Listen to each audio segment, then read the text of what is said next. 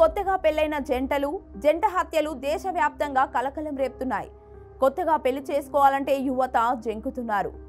ఇటీవల హనీమూన్లో జరిగిన మర్డర్ దేశవ్యాప్తంగా భయాందోళనకు గురిచేసింది.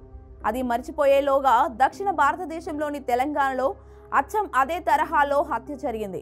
మరి ఎవరు ఆ హత్య చేసింది, ఎందుకు చేశారు, ఎక్కడ జరిగింది అనేది పిన్ టు పిన్ తెలుసుకుందాం రండి. తెలంగాణ రాష్ట్రంలోని కృష్ణ పరివాహక ప్రాంత జోగులాంబ గద్వాల జిల్లాలో విషాదం ఘటన చోటు చేసుకుంది. ప్రభుత్వ ప్రాజెక్టులు, వ్యవసాయ భూముల సర్వే పనులు చేసే తేజేశ్వర్ 33 సంవత్సరాల వయసు గల తేజేశ్వర్ అనే లైసెన్స్డ్ సర్వేయర్ దారుణ హత్యకు గురయ్యారు.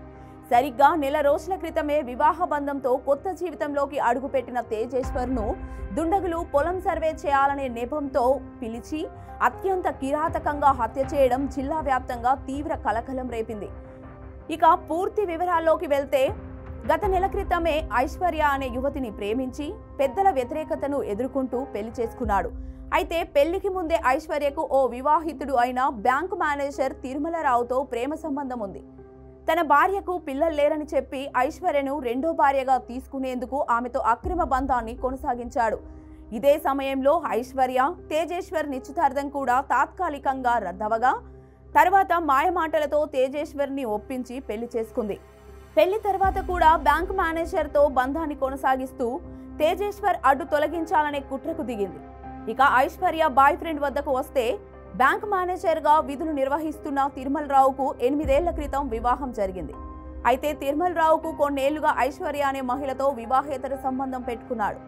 అయితే పెళ్లై 8 ఏళ్లు గడుస్తున్నా తమకు పిల్లలు లేకపోవడంతో భార్యను అడ్డు తొలగించుకొని ఐశ్వర్యతో కలిసి వెళ్లిపోయి ఆమెతోనే పిల్లలను కనాలని తిరుమలరావు భావించాడు. ఈ క్రమంలో ఐశ్వర్య భర్తతో పాటు తన భార్యను కూడా హత్య చేసేందుకు కుట్ర పన్నాడు.